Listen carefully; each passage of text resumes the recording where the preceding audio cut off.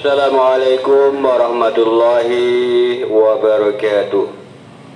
Bismillahirrahmanirrahim. Alhamdulillahirabbil alamin wassalatu wassalamu ala Rasulillah sayyidina Muhammadin wa ala alihi wa sahbihi ajma'in, amma ba'du.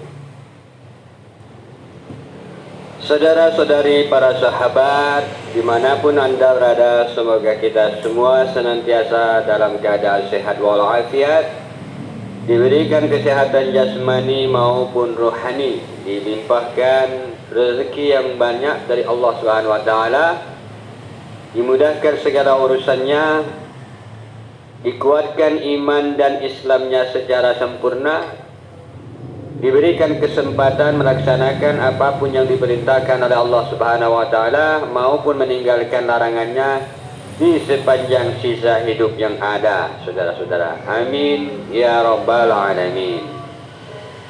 Pada kesempatan kali ini mungkin hanya topik singkat ya, tema singkat. Ini berkaitan dengan beberapa komentar dalam beberapa video sebelumnya, di mana ada komen bahwa Kiai Imad CS ini menggunakan metode Wahabi atau Wahabi. Bahkan mereka menuduh Kiai Imad dan orang-orang yang mendukungnya sebagai Wahabi, saudara-saudara. Apakah betul Kiai Imad ini benar-benar Wahabi, saudara-saudara? Tentu saja ini adalah tuduhan atau fitnah yang tidak bertanggung jawab. Saudara-saudara, berkaitan dengan penelitian yang dilakukan oleh Kiai Haji Imaduddin Usman Al-Bantani kepada atau terhadap nasabnya kalangan Ba'alwi, ini dilakukan menggunakan tuntunan daripada yang sudah diajarkan oleh para alim ulama ilmu nasab. Kemudian kaidah-kaidah dalam ilmu nasab yang sudah diajarkan oleh para ulama ini, itulah yang dipergunakan oleh Kiai Imad di dalam meneliti nasabnya Ba'alwi. Walaupun nanti kemudian ditemukan fakta ternyata bahwa klaim mereka ini tidak dapat dibetulkan atau disahihkan, sebaliknya malahan dibatalkan karena penemuan ataupun fakta kajian berdasarkan catatan riwayat daripada manuskrip ataupun kitab-kitab ulama nasab menunjukkan bahwa tidak ada nama Ubaidillah tercantum sebagai putra dari Sayyid Ahmad bin Aisyah. Sebagaimana penjelasan sebelumnya, ini nanti bisa ditonton pada video-video sebelumnya ataupun video-video kawan-kawan yang lain ya, bahwa datuk mereka mengklaim bahwa datuknya lagi ya, jadi ada mbah mereka di abad ke-9 mengklaim bahwa di abad ke-4 ada datuk mereka yang bernama Ubaidillah, ini menjadi putra daripada Sayyid Ahmad bin Isa. Ternyata kan tidak ditemukan melalui kajian riwayat dan seterusnya. Nah, saudara-saudara, karena tidak ditemukan itulah kemudian kalangan Muhibbin Ba'alwi maupun Ba'alwinya sendiri menuduh Kiai Imad maupun siapa saja yang mendukungnya sebagai Wahabi. Saudara-saudara, padahal ini kan menggunakan metode ulama ahli nasab. Nah, sekarang kita mau tanya atau meneliti tentang kaidah yang seperti apa yang mereka pergunakan ya. Metode yang seperti apa yang kalangan Muhibbin Ba'alwi maupun Ba'alwinya sendiri yang dipergunakan mereka ketika mensohhikan nasab, mensohhikan informasi dari mbah-mbah atau datuk mereka yang mengklaim mereka ini sebagai keturunan dari baginda Nabi besar Muhammad sallallahu alaihi wasallam. Ternyata saudara-saudara, ketika kita lacak, mereka hanya menggunakan metode halusinasi atau metode hantu, saudara-saudara. Ini tentu saja bertentangan dengan kaidah ilmiah, karena ilmiah itu empiris ya, berdasarkan fakta. Sementara mereka menggunakan metode halusinasi. Kapan itu saudara-saudara? Itu sejak abad ke-8 ataupun abad ke-9, di mana salah satu di antara mbah mereka atau datuk mereka yang bernama Habib Ali Abu Bakar As-Sakran menulis kitab Al-Burqah Al-Musiqah, di mana di dalam kitab ini sang Habib atau mbah mereka inilah menyusun daripada struktur dari nasab mereka ini, di mana struktur atau riwayat nasab mereka ini oleh mbah mereka itu tadi Ali Abu Bakar As-Sakran ini menyambungkan atau menyebutkan bahwa punya datuk bernama Ubaidillah. Ini adalah putra daripada Sayyid Ahmad. Bagaimana caranya Habib Ali Abu Bakar As-Sakran ini menentukan bahwa Ubaidillah itu putra daripada Sayyid Ahmad? Ternyata hanya berdasarkan lamunan, saudara-saudara. Barangkali setelah meditasi ataupun melamun atau membaca kitab sejarah tertentu di abad ke-8 atau ke-9, kemudian di situ terpikir atau terlintas pikiran ya untuk membayangkan begitu, membayangkan bahwa datuk mereka itu pasti zuriat Nabi Muhammad SAW. Nah, kalau kita menggunakan logika yang cerdas, tentu saja ini sama sekali tidak ilmiah, saudara. Kenapa? Ini metode halusinasi. Kalau saya lebih senang menyebutnya metode hantu, karena siapa yang bisa menjamin metode halusinasi ini bisa sahih atau bisa benar? Karena yang namanya syaitan, iblis dan lain-lainnya bisa memasukkan cara berpikir yang bermasalah.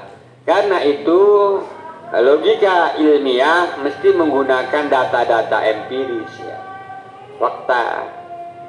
Setelah dilakukan observasi kepada catatan-catatan manuskrip, kitab-kitab riwayat, kitab-kitab ulama ahli nasab, sebagaimana dipaparkan oleh Kiai Haji Imaduddin, dan siapapun yang meneliti secara ilmiah menemukan fakta bahwa tidak ada nama Ubaidillah tercantum di dalam manuskrip itu sebagai putra daripada Sayyid Ahmad bin Isa, saudara-saudara. Oleh karena itu, karena tidak tercatat, maka disebut nasab mereka ini tidak sah atau batal, atau bahkan boleh dikatakan memasukkan nasab. Begitu ya, jadi ini lebih ilmiah.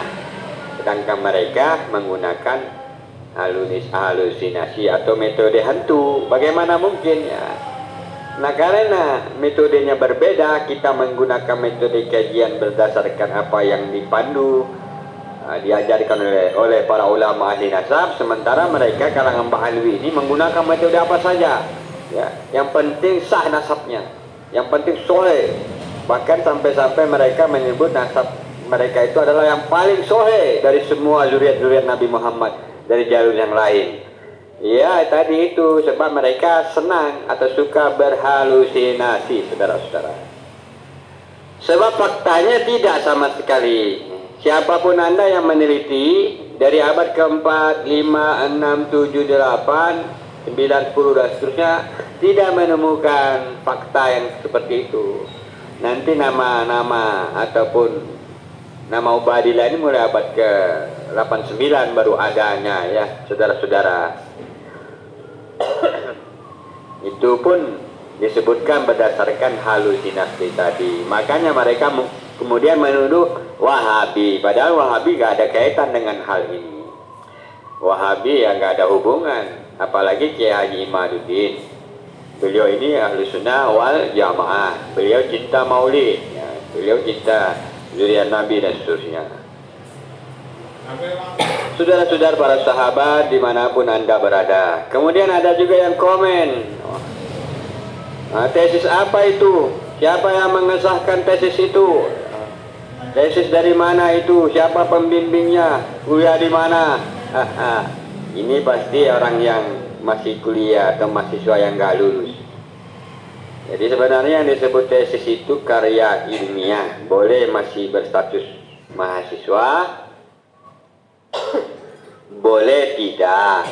Artinya apabila karya ilmiah itu ditulis atau dibuat sesuai dengan metodologi ilmiah, maka itu pantas atau layak disebut sebagai karya ilmiah.